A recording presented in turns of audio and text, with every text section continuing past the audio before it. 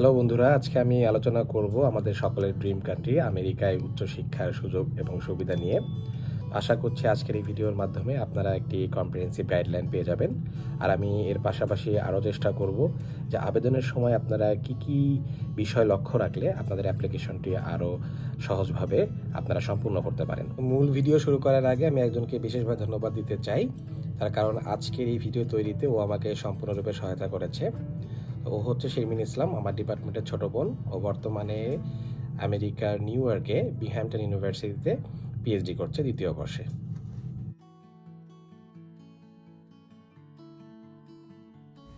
তা আমেরিকাতে উচ্চশিক্ষার স্বপ্ন প্রায় আমাদের সবারই থাকে। তো এর অন্যতম কারণগুলোর মধ্যে হচ্ছে তাদের ওয়ার্ল্ড ক্লাস ইউনিভার্সিটি এবং রিসার্চের অপরচুনিটি, সেই সাথে তাদের ডাইভার্স কালচার এবং স্টুডেন্ট টিচারদের যে একটা ভাইব্রেন্ট কমিউনিটিস থাকে।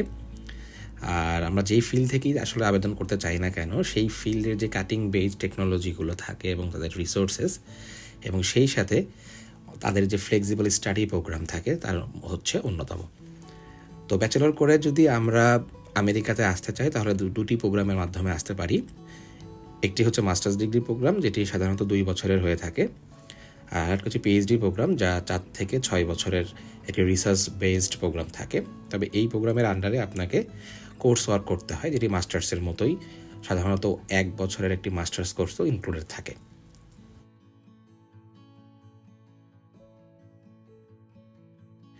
তো অ্যাপ্লিকেশনটা আসলে আমরা কখন শুরু করতে পারি? সাধারণত দুটি সময় আমরা অ্যাপ্লিকেশন করি। প্রথমটি হচ্ছে ফল ইনটেকে, তার কারণ ফল ইনটেকটা আমাদের বাংলাদেশি স্টুডেন্টদের জন্য আসলে মোস্ট পপুলার। এটি শুরু হয় হচ্ছে প্রতি বছর অক্টোবর থেকে এবং তার ডেডলাইন থাকে হচ্ছে জানুয়ারির পর্যন্ত। আর আরেকটি ইনটেক যদি বলি তাহলে স্প্রিং ইনটেক। তো স্প্রিং ইনটেক সাধারণত জুন থেকে সেপ্টেম্বরের মাঝে আমাদের আবেদন করতে হয়। তো আমরা যেই ইনটেকে আবেদন করি না কেন, আমাদের অন্তত 6 থেকে 8 মাস আগে সমস্ত কিছুর প্রিপারেশন নিতে হয়, যেমন ডকুমেন্টস রেডি করা থেকে শুরু করে ইউনিভার্সিটি সিলেকশন করা, প্রফেসরদেরকে মেইল করা, এগুলো আমাদের আগে থেকেই শুরু করে দিতে হয়। তো সেই সাথে সাথে আমাদের অবশ্যই একটু জিনিস ট্র্যাক রাখতে হবে যে আমরা যে ইউনিভার্সিটিগুলোতে বা প্রোগ্রামগুলোতে অ্যাপ্লিকেশন করব তাদের ডেডলাইন এবং সেই অনুযায়ী তাদের কী ধরনের ফ্যাসিলিটিস বা ফাইন্যান্সিয়াল অপরচুনিটিগুলো রয়েছে এবং তারা কী ধরনের অ্যাসিস্ট্যান্টশিপ অফার করে, সেগুলোও আমাদের ওয়েবসাইটের মাধ্যমে ট্র্যাক করে রাখতে হবে।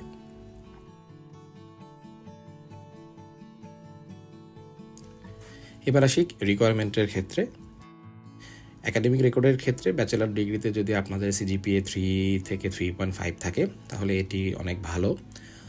তো আপনারা ডিরেক্টলি পিএইচডিতেও অ্যাপ্লিকেশন করতে পারেন ব্যাচেলর শেষ করে, বা মাস্টার্স করতে চাইলে আপনারা মাস্টার্সের জন্য আবেদন করতে পারেন। আর আগে যেরকম ওয়ার্ল্ড এডুকেশন সিস্টেম ভেরিফিকেশন করে নিতে হতো আমাদের সার্টিফিকেট, এখন অনেক সময় এই ডাব্লিউএস ভেরিফিকেশনটি লাগে না। তবে আপনি আপনার ইউনিভার্সিটির অ্যাডমিশন পেজে গিয়ে এই ইনফরমেশনটিকে কনফার্ম করে নেবেন যে আপনার ডাব্লিউএস ভেরিফিকেশন লাগবে কি না। এরপরে আসবে হচ্ছে স্ট্যান্ডার্ডাইজ টেস্ট, যেমন জিআরই, আইএলস বা টোফেল। তো জিআরইর ক্ষেত্রে সাধারণত যদি 300+ স্কোর আপনারা তুলতে পারেন তাহলে খুবই ভালো হয়, আর এরপর থেকে আপনারা যত তুলতে পারবেন সেটা আপনাদের জন্য একটি এক্সট্রা পয়েন্ট থাকবে। তবে বর্তমানে জিআরই অনেক ইউনিভার্সিটিতেই, বিশেষ করে কোভিড পরবর্তীতে, অনেক ইউনিভার্সিটি জিআরইকে অপশনাল করে দিয়েছে। আর টোফেলের ক্ষেত্রে 80+ এবং আইএলসের ক্ষেত্রে 6.5 লাগে। তবে ইচ ব্যান্ড অবশ্যই আপনাদের খেয়াল রাখতে হবে যেন 6-এর নিচে না আসে। তো কোভিড পরবর্তীতে আমেরিকার অনেক ইউনিভার্সিটিতেই ডুওলিঙ্গো ইংলিশ টেস্ট অ্যাকসেপ্ট করে। তো আমি আপনাদেরকে ডুওলিঙ্গোর ওয়েবসাইটের লিঙ্ক প্রোভাইড করে দিব আমার ডিসক্রিপশন বক্সে। আপনারা ওখানে গিয়ে ক্লিক করে দেখতে পারবেন। বর্তমানে প্রায় 164 থেকে 170টি আমেরিকান ইউনিভার্সিটিতে আপনারা চাইলে এই ডুওলিঙ্গো প্রফিসিয়েন্সি স্কোর সাবমিট করে অ্যাপ্লিকেশন করতে পারেন। এটি একটি গুড অপরচুনিটি হতে পারে আপনাদের জন্য, কারণ অ্যাজ কম্পেয়ার টু টোফেল বা আইএলস, ডুওলিঙ্গো আসলে অনেক ইজি একটা ল্যাঙ্গুয়েজ প্রফিসিয়েন্সি টেস্ট। এটা আপনারা অনলাইনেই বা ঘরে বসেই দিতে পারবেন। এরপরে যে ডকুমেন্টসটি স্টেটমেন্ট অফ পারপাস বা এসওপি, এটি বরাবরের মতো প্রত্যেকটা স্কলারশিপের জন্যই খুবই ভাইটাল। সো এখানে আপনি আপনার রিসার্চের প্রতি যে আপনার ইচ্ছা বা আপনার যে প্যাশন, এটা আপনাকে খুব সুন্দরভাবে গুছিয়ে তুলতে হবে। অবশ্যই এটি আপনি অন্য কোনো সিনিয়রের এসওপি দেখে কপি করবেন না, এটা আপনার নিজস্ব স্টোরি হতে হবে। তো এই স্টোরি আপনারা কিভাবে লিখবেন আমি অন্য একটি ভিডিওতে চেষ্টা করব তার কিছু পয়েন্ট দিয়ে দেওয়ার জন্য। তবে এখন বর্তমানে আপনারা যদি গুগল করেন বা আপনাদের যদি কোনো সিনিয়র বড় ভাইয়া বা আপু থাকে, তাদের কাছ থেকে আপনারা হেল্প নিতে পারেন যে কীভাবে একটি স্ট্যান্ডার্ড এসওপি লেখা যায়। লেটার অফ রিকমেন্ডেশনের কথা যদি বলি, তাহলে আপনারা বর্তমানে যে বিশ্ববিদ্যালয়ে পড়াশোনা করছেন সেখান থেকে 3 জন প্রফেসরের কাছ থেকে এই লেটারটি নিয়ে নেবেন।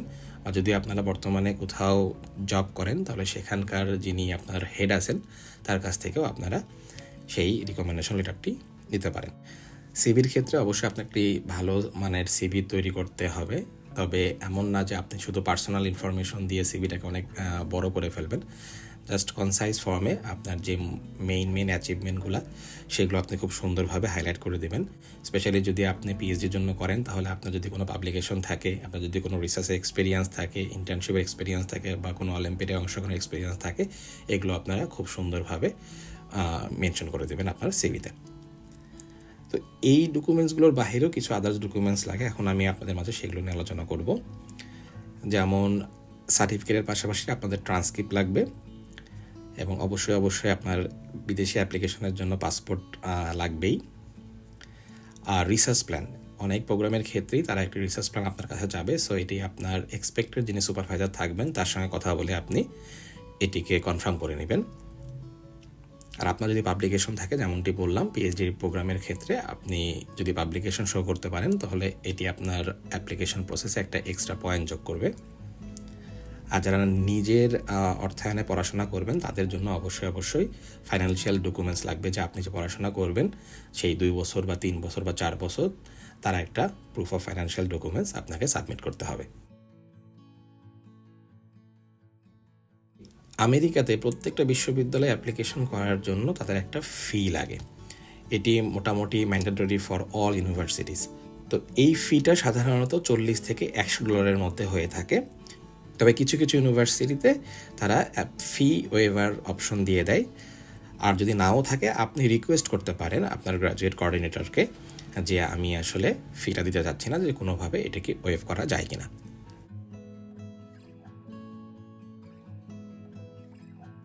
বেনিফিটের কথায় যদি আসি, তাহলে আপনি প্রতি বছর যদি মাস্টার্স প্রোগ্রামে আসেন তাহলে $15,000 থেকে $20,000 পাবেন। আর পিএইচডির ক্ষেত্রে এটির অ্যামাউন্ট থাকে সাধারণত $30,000 থেকে $35,000 মতো। তবে এটি অবশ্যই ডিপেন্ড করে প্রোগ্রাম এবং লোকেশনের উপর। আর আপনারা যদি টিচিং বা রিসার্চ অ্যাসিস্ট্যান্টশিপ পেয়ে যান তাহলে এই অ্যাসিস্ট্যান্টশিপের আওতায় টিউশন ওয়েভার এবং এক্সট্রা কিছু স্টাইপেন্ড থাকে। এছাড়াও আপনারা এক্সটার্নাল ফান্ডিংয়ে বা ফেলোশিপে আপনারা অ্যাপ্লিকেশন করতে পারেন, যেমন ফুল ব্রাইট, ন্যাশনাল সায়েন্স ফাউন্ডেশন অথবা ফোর্ড ফাউন্ডেশন। এগুলোতে আবেদন করে যদি আপনারা কোনো রিসার্চ গ্রান্ট অ্যাকসেপ্ট করাতে পারেন তাহলে সেখান থেকেও আপনারা কিছু এক্সট্রা বেনিফিট পাবেন। এবং বেশ কিছু প্রোগ্রাম সাবসিডাইজ হিসেবে আপনাদেরকে ফ্রি একটি হেলথ ইন্স্যুরেন্স প্রোভাইড করে থাকে।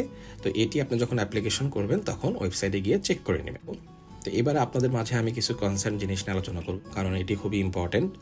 আমেরিকা আসলে অনেক বড়, এখানকার অনেকগুলো স্টেট, তো এক একটা স্টেটে আসলে থাকার বা সুযোগ সুবিধাগুলো অন্যরকম বা বিভিন্ন রকম হয়ে থাকে।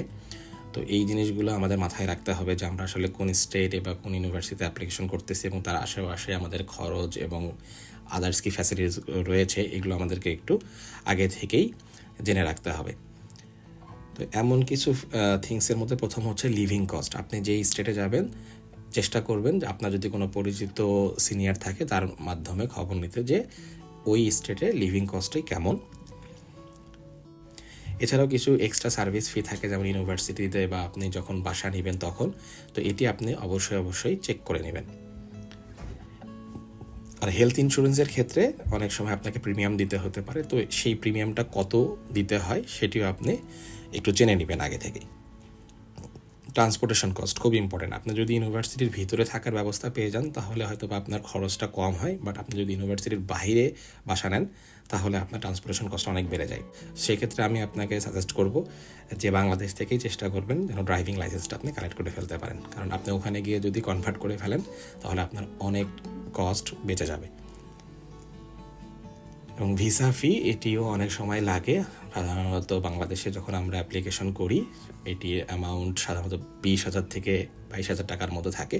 তো আপনি যখন কোনো ফেলোশিপ পাবেন তার আন্ডারে যদি ভিসা ফিটা ওয়েব থাকে তাহলে তো খুবই ভালো, আর যদি না থাকে তাহলে আপনাকে এই ভিসা ফিটা পে করতে হবে। তো এই সমস্ত ইনফরমেশনগুলো একটু আগে থেকে আপনারা কালেক্ট করে নেবেন, তাহলে আপনাদের জন্য সুবিধা হবে যখন আপনারা অ্যাপ্লিকেশন করবেন।